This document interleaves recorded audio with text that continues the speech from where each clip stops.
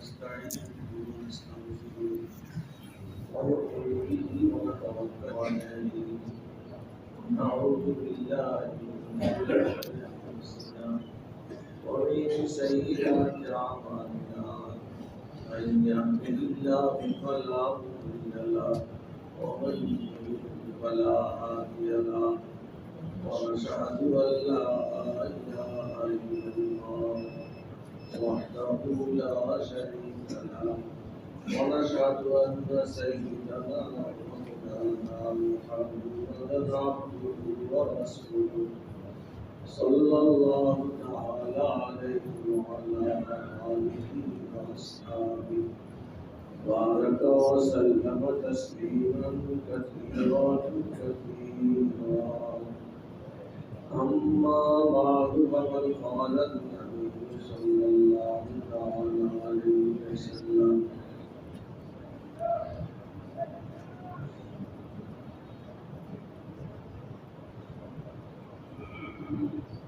فإذا كانت أول ليلة من رمضان سفلت الشياطين ومردت الجن وغلقت أبواب النار ولم يفتح وفتحت أبواب الجنة ولم يغلق منها باب وينادي مناد يا باغي الخير أقبل ويا باغي الشر أقصر ولله عتقاء من النار وذلك كل ليلة أو كما قال عليه الصلاة والسلام سبحانك لا علم لنا إلا ما علمتنا إنك أنت العليم الحكيم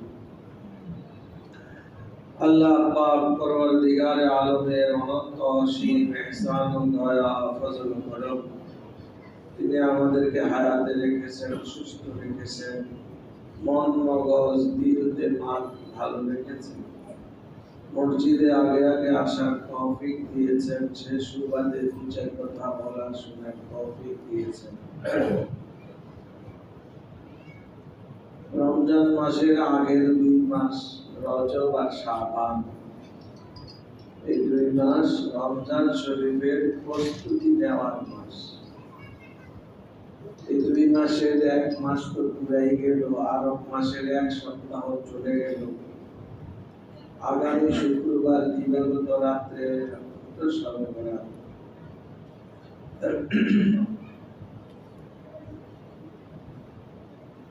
আমরা কতখানি প্রস্তুত হইলাম চাঁদ 29 হইলে আর হয়তো 22 দিন আছে 22 দিন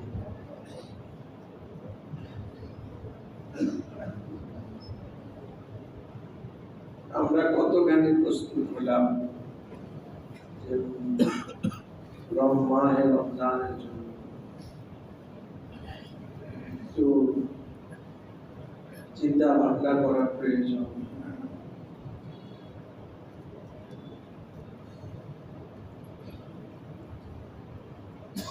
সবে বরাত তো আমরা ভালো বুঝি মোটামুটি যে ওই রাত্রে আল্লাহ পাক দুনিয়ার আসমানে এসে ডাকতে থাকে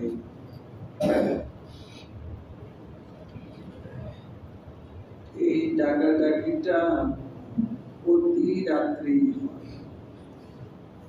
তবে সর্বরাতে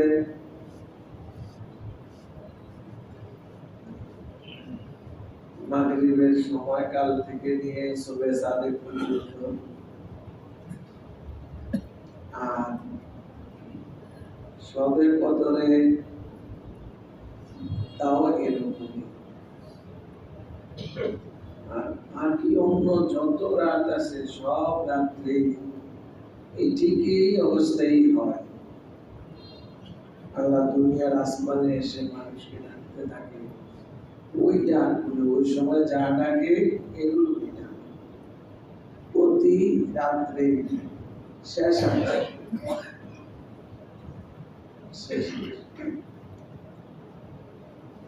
রাত্রের 3 ভাগের শেষ ভাগে কারোর মধ্যে 6 ভাগের শেষ ভাগে আল্লাহ থাকতেন। এজন্য আর একটা বিষয় হলো শবে বরাতের হাদিসের সনদ কমজোর। লাইলাতুল কদরেরটা তো শক্ত, কোরআন শরীফের মধ্যে আছে। আর এই যে প্রতি রজনীতে শেষ অংশে, এটার হাদিসও অনেক শক্ত।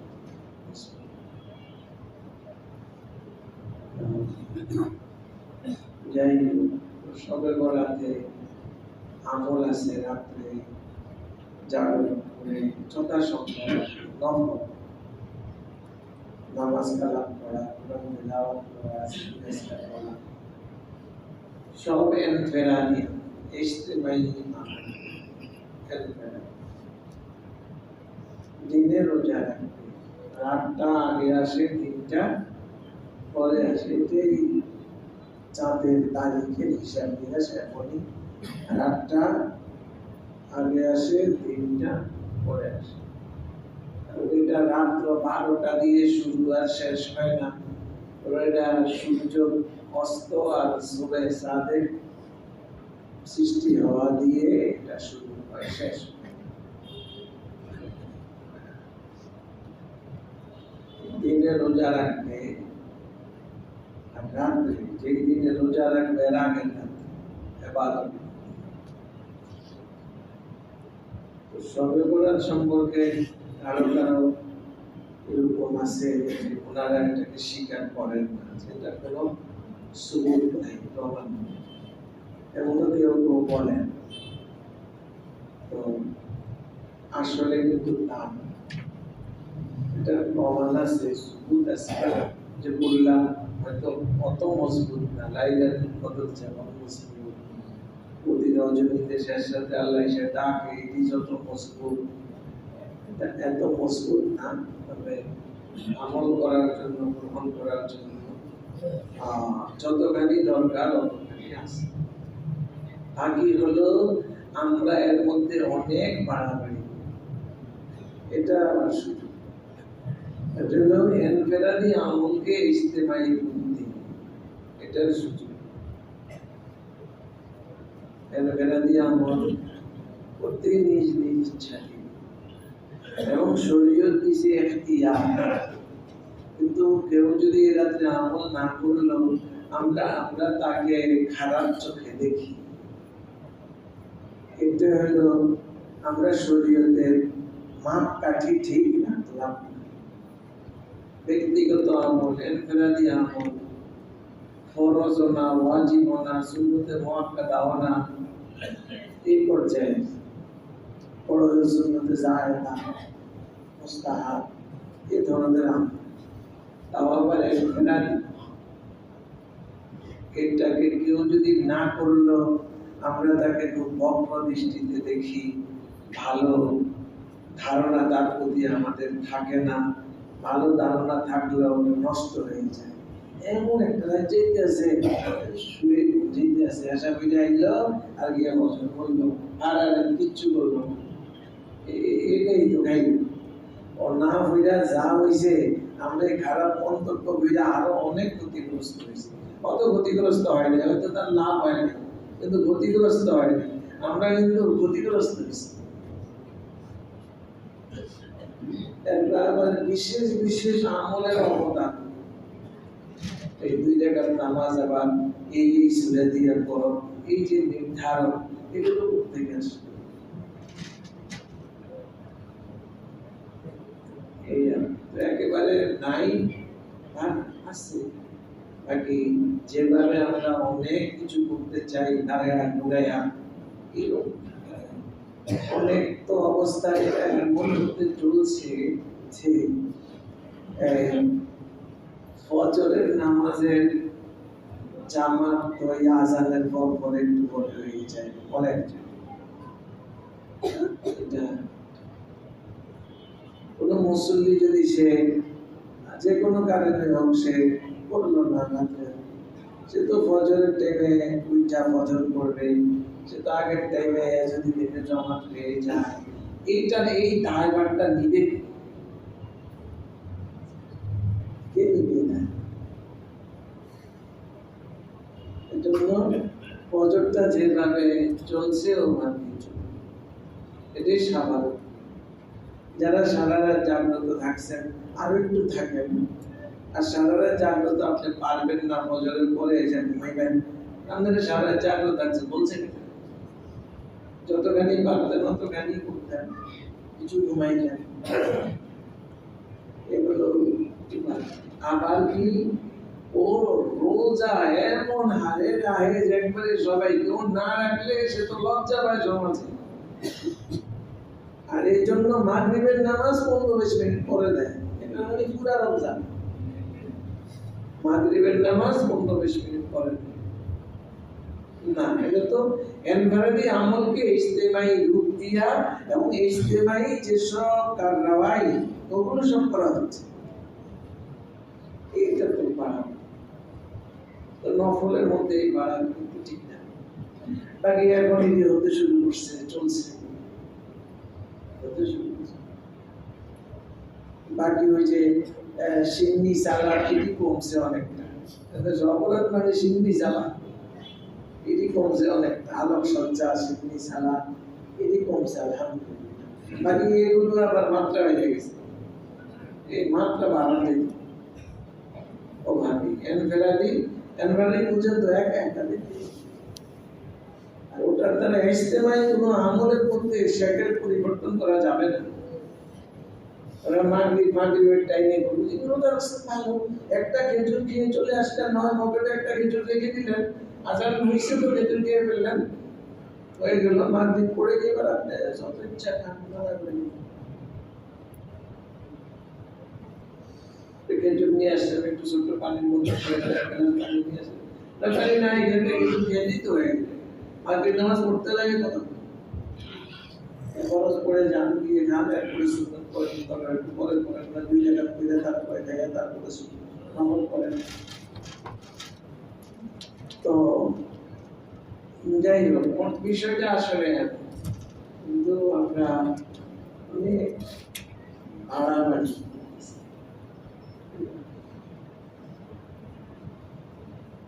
বেদাত বিভিন্ন প্রকারের হয়, বেদাত তো গোমরাহি, কুল্লু বিদআতিন দালাল ওয়া কুল্লু দালালাতিন ফিন্নার। সমস্ত বেদাতে গোমরাহি, আর সব গোমরাহি জাহান্নামে যাওয়ার কারণ।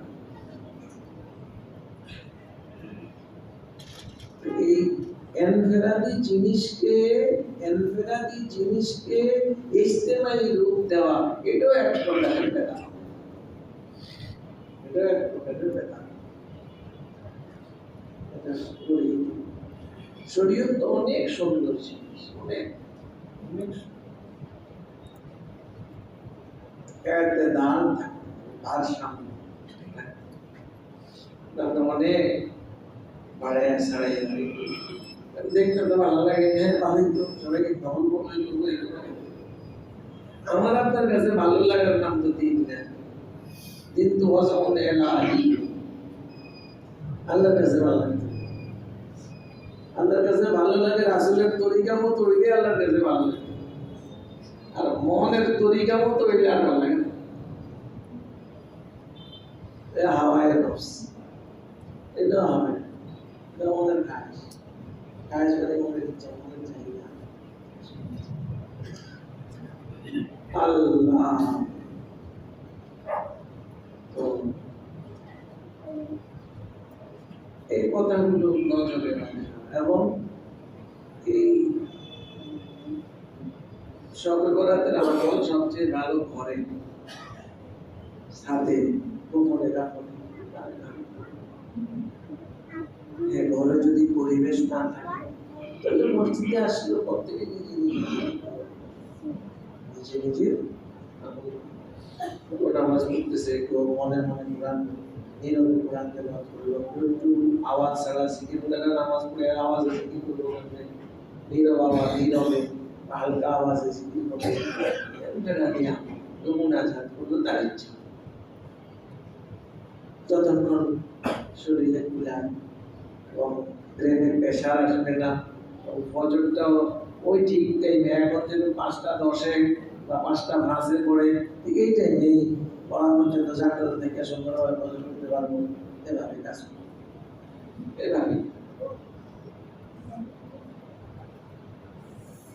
আর সবে বলতো 2টা রাত্র জাগরণ থেকে যতখানি সম্ভব ফরজের উপরে শরীয়তের মেজাজের উপরে কোনো ধাক্কা না লাগে মতো করে যতখানি করা যায় অতখানি করা,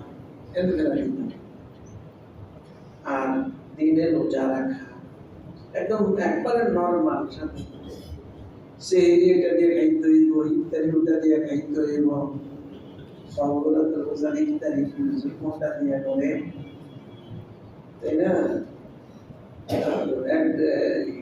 ঢাকায় আশেপাশে নবাবপুর এদের ওদিকে নাকোসের বন্ধা দিয়ে ইত্যাদি বুঝলো হাজি বাজি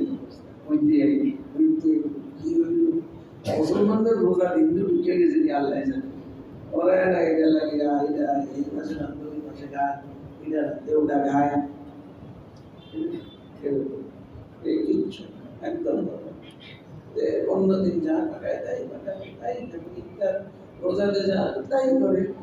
আমার রোজার ইফতারও দেখি সব আমার বানাই একটু ভেজুর খাই দেয় মাছটা সুন্দর কাটা এত মনে হয় আপনার অন্যদিনের মতো যা না খান, ওই যে পেঁয়াজ লাগবো, আলু চপ লাগবো, দুধ লাগবো, মরিচ লাগবো, এটি সব আমাকে বানাই দেন। ওই যে মুখের রুচি লাগে এই হিসাবে দিয়েছে। এখন এমনি বরপথের জিনিস হয়ে গেছে কিনে ইফতার না, এটা আমি খাবো ভাত খাবো, এটা তাকে একটু ভাত খাবো না, ইফতারতে একটু পানি খাইলে ইফতার হয়ে গেল, একটা খেজুরে এক অংশ খাইলেন তাও ইফতার হয়ে গেল।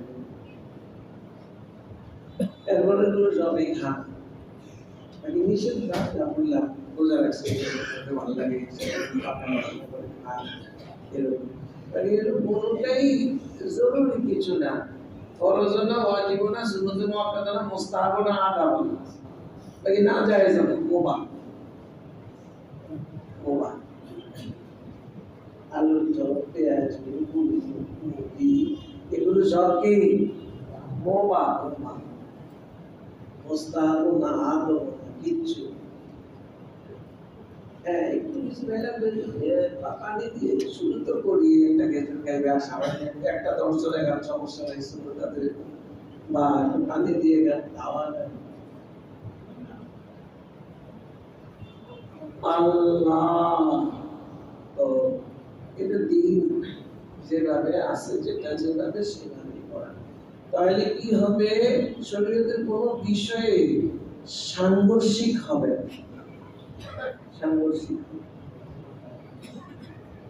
দেখা যায় এক আমল আরো আমলের লোকে ধাক্কা মারে, কঠিন ভাবে ধাক্কা দেয়, এক আমল আরো আমলে ধাক্কা মারে, তাই না?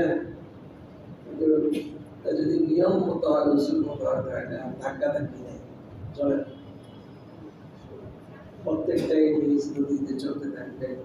যেমন আকাশে কত কি চলে না, চন্দ্র সূর্য চলে, এই কতগুলো গ্রহ আছে সবগুলো গ্রহ চলে, উপগ্রহ আছে প্রত্যেকটা গ্রহের উপগ্রহ আছে এগুলো চলে, গ্যালাক্সি চলে, এটা খালি চলে, কত লক্ষ কোটি তারকা সব চলে, ধাক্কা ধাক্কি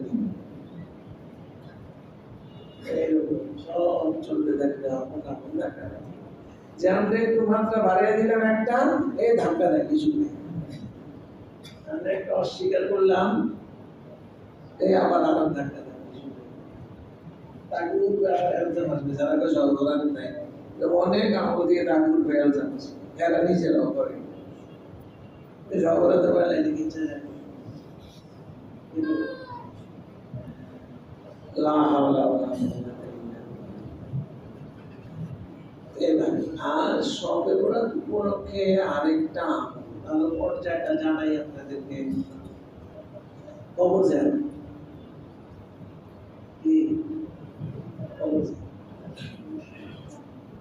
কবর জিয়ারতটা কেমন? সবে বরাত এমন তো কবর জিয়ারত ভালো জিনিস, এই উপলক্ষ শহরের উপলক্ষে সর্বরাত উপলক্ষে কবর জিয়ারতের বিষয়টা হলো এই উপলক্ষের কথা বলি। কবর পালা জিনিস অন্যদিন করেন, তাই না?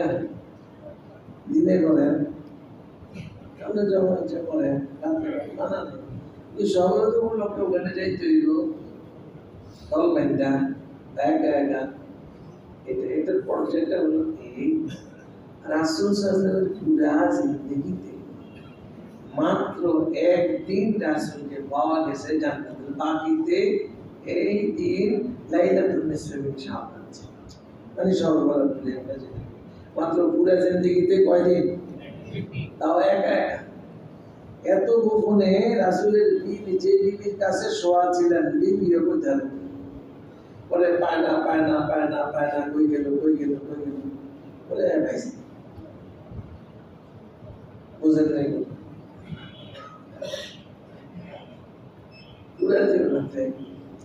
এই জন্য এটাকে তো ব্যানার বলা যেত না, আসলে একদিন বুঝতে, তবে কি এবং গাহেগা সব প্রতি বছর নিয়ম না বানান, প্রতি বছর নিয়ম, কোনো বছর গেলেন কোনো বছর গেলেন না, একা একা তারে বলে নিয়ে। আবার শর্ত কি, যেখানে যাবেন ওখানে বেদাত না থাকতে হবে। বেদাত মানে ওখানে যায় মোমবাতি জ্বালায় কবর, এই যে কবরের উপরে আগুন জ্বালা, এটা কিন্তু বদফালি। জি, বদফালি মানে কুফা, কুফা বা কি কয় না, একটা অশুভ লক্ষণ। এই জন্য কবরে আমগো দেশে না বাঁশ আছে, দিকে বাঁশ নেই, কিন্তু দিকে বাঁশ নেই না, আরবে তো বাঁশ নেই।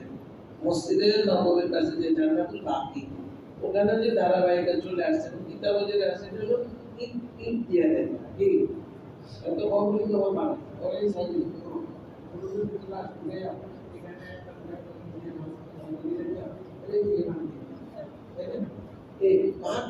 মানে যে ইট পড়ানো হয়েছে ওই ইট কবরে দেওয়া নিষেধ মাকরু। কেন? এটা আগুনের আসর, এটা তো অশুভ লক্ষণ, এটা কবরে না দেওয়া। কি দিবে? কাঁচা ইট, কাঁচা ইট দিবে, পাকা ইট দেয়, কাঁচা ইট। আমরা মোমবাতি দেয় কি বলবেন? শরীয়ত কয় কি, আমরা বলি আজই মোমবাতি।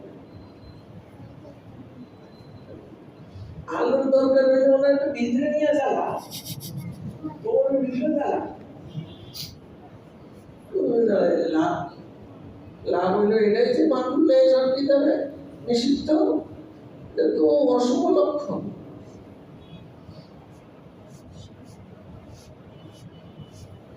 আল্লাহর দরকার হইলে একটা ভিতরে জ্বালা, বুঝতে পারলি?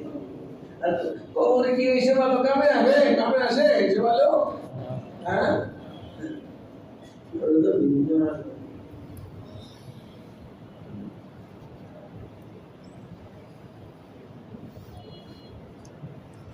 আল্লাহ। এবং কবর জিয়ারতের বিষয়টা বুঝছেন তো? এইভাবে চারখানা বেদা হয় না, তাই না? এবং দল বেদা না, একা একাই প্রতি বছরের ইলতিজাম নেন, বাধ্যবাধকতা নাই, কত বছর গ্যাপও যায়, এটা হইতে পারে। আবার নির্দিষ্ট ওই কবরস্থানে এলো জরুরি না, যে কোনো কবরস্থানে না।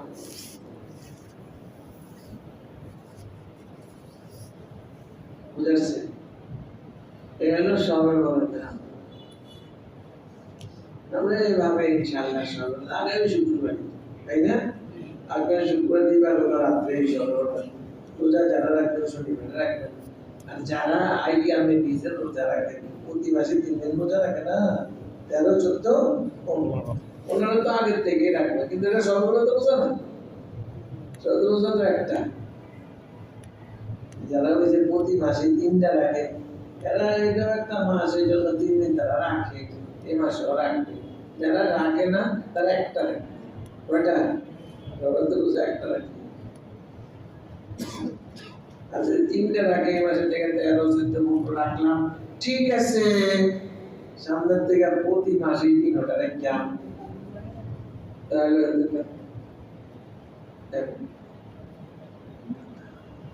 আল্লাহ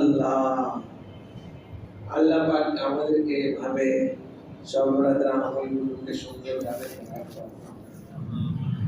সর্বরাত্রি আমার জন্য, আপনার জন্য, সর্বরাত্রি আপনার ঘরের মহিলার জন্য, বিবির জন্য। বেচারি মহিলা হইয়া যেন একটা বড় বিপদে পড়ে গেল, খালি রান্না করবো আর আমরা এবাদত করতে পেরে আমার খালি গেয়া ওই দিন 3 রকমের সেবাই পিঠা বানাইবো, আবার এটাকে আবার পাকাইবো, আবার রুটি বানাইবো, বিশেষ পিঠা বানাইবো, এরপরে আবার এটা রান্না করতে হইব, ওটা রান্না করতে হইব। সবগুলো দেওয়ার জন্য আসে না, সবগুলো কি রান্না বাড়াতে এবাদত কি আপনার জন্য না তার জন্য? তার জন্য। মহিলা তো অধিকার লইয়া সবাই পাগল, এইখানে একটার অধিকার দেয়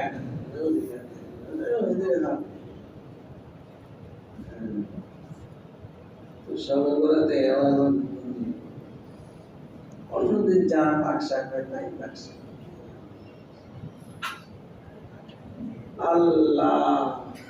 আল্লাহ পাক আমাদেরকে ভাবে সর্বরাত্রা সুন্দরভাবে পালন করার তৌফিক দান করুন। যেভাবে বলা হইল যেভাবে বাড়াইয়াও না কমাইয়াও না, বাড়াইয়াও না কমাইয়াও। সর্বরাতের পরে আবার রমজান আসতেছে, রমজানের জন্য আবার শক্তভাবে প্রস্তুতি। হাদিসে আছে রাসূল তাআলার ব্যাপারে বলেন ওয়াশাদ্দাল মিজান, তো মাজায় গামছা মজবুত ভাবে কাম করালে তাকে মাজায় গামছা হবে না, এটা ভাব প্রকাশ করছে রাসূল তো মাজায় গামছা হালাল না, তাই কি রাসূলের হালাল। وكان أجود ما يكون في رمضان حين يلقاه جبريل فيدارسه القرآن ولرسول الله صلى الله عليه وسلم أجود بالخير من الريح المرسل، أجود بالخير من الريح المرسل। রাসূল তো হালালি অনেক প্রস্তুতি নিতেন, অনেক জবরদস্ত মেহনত করতেন। কেন? আরে এক তো রমজান, এমনি এক একটা নফল ফরজের সময়, এক একটা ফরজ 70 ফরজের সময়, সুবহানাল্লাহ, কত ঘুম, আবার কোরআনের দারসা, রমজান মাস কোরআনের মাস। রাসূল সাল্লাল্লাহু জিবরাইল আলাইহিস সালাম প্রতি রমজানে আয়েশা সূরাতুল নাজিল হইছে পর্যন্ত তার দাওয়াত দিতেন। রাসূল বলতেন জিবরাইল শুনতে দাও,